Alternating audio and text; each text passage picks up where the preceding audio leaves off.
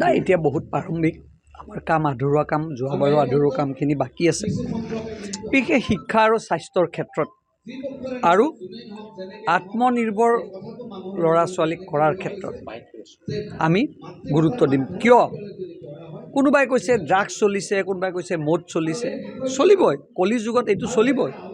কোনো ৰখাব নোৱাৰে এইটো মানুহে কিন্তু সেই মানুহখিনিক ব্যৱস্থাৰ পৰা পৰিৱৰ্তন কৰিবলৈ হ'লে ল'ৰা ছোৱালীখিনিক পঢ়াত গুৰুত্ব আৰোপ কৰিব লাগিব আৰু নিজক গধূলি ড্ৰাগছৰ সলনি বেলেগ এটা ড্ৰাগছ যিটো ড্ৰাগছৰ মূল চালিকা হ'ল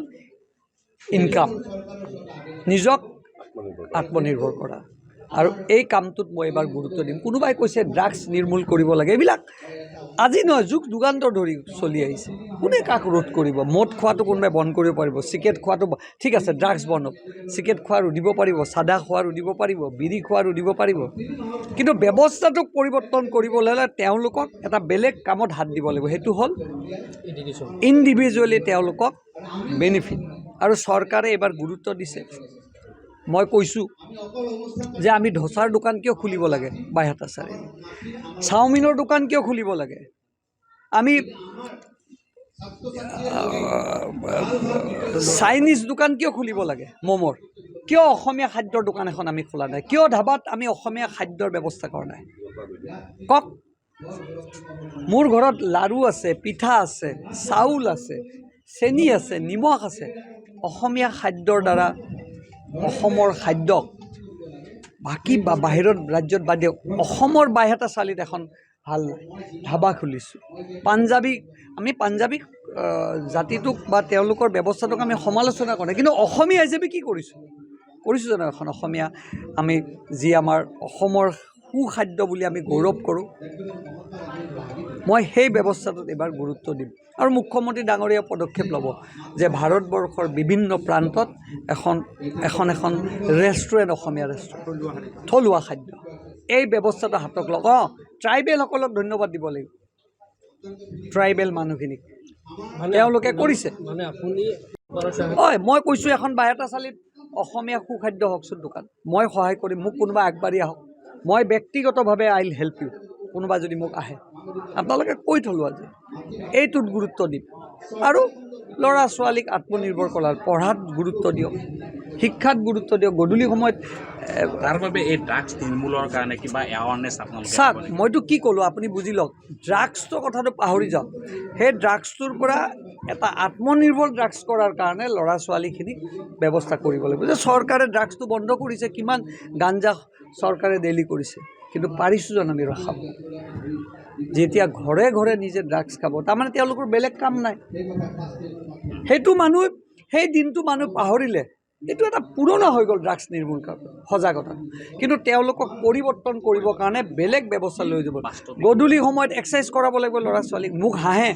ফেচবুকত জিমত তেতিয়া মই জিমৰ ফটো দিছিলোঁ বহুতে মোক হাঁহিছিল দাদাই জিমৰ ফটো দিয়ে আৰে ডাঙৰীয়া মই জিমৰ ফটো মোক দেখুৱাবৰ কাৰণে দিয়া নাই নতুন প্ৰজন্মক জিম কৰিলেও ল'ৰা ছোৱালীৰ বাবে এইটোত মুক্ত হ'ব গধূলি সময়ত বেডমিণ্টন আৰম্ভ কৰক গধূলি খেলা আৰম্ভ কৰক গধূলি দৌৰা আৰম্ভ কৰক মাইণ্ডছেটটো সলনি কৰিব লাগিব এইটোত মই এইবাৰ গুৰুত্ব দিম কমলপুৰ উন্নয়ন কমিটিৰ দ্বাৰা কৃতি ছাত্ৰ ছাত্ৰীসকলক আজি সম্বৰ্ধনা অনুষ্ঠান আছিল কমলপুৰ এই মাজমজিয়াত তেখেতসকলে ইয়াৰ লগত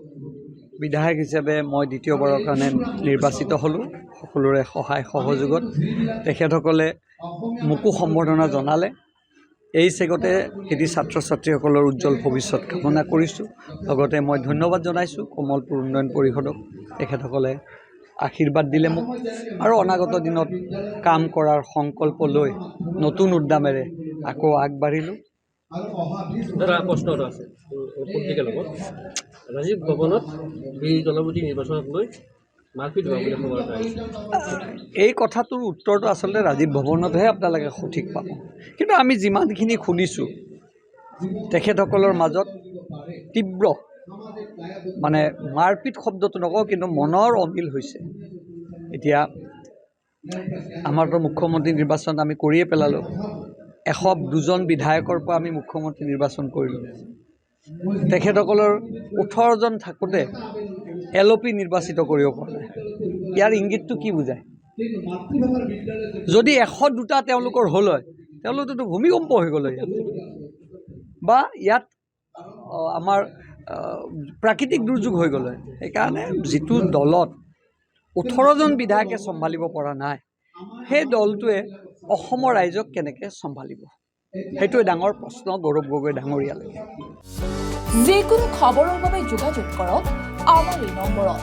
9181 307 2221।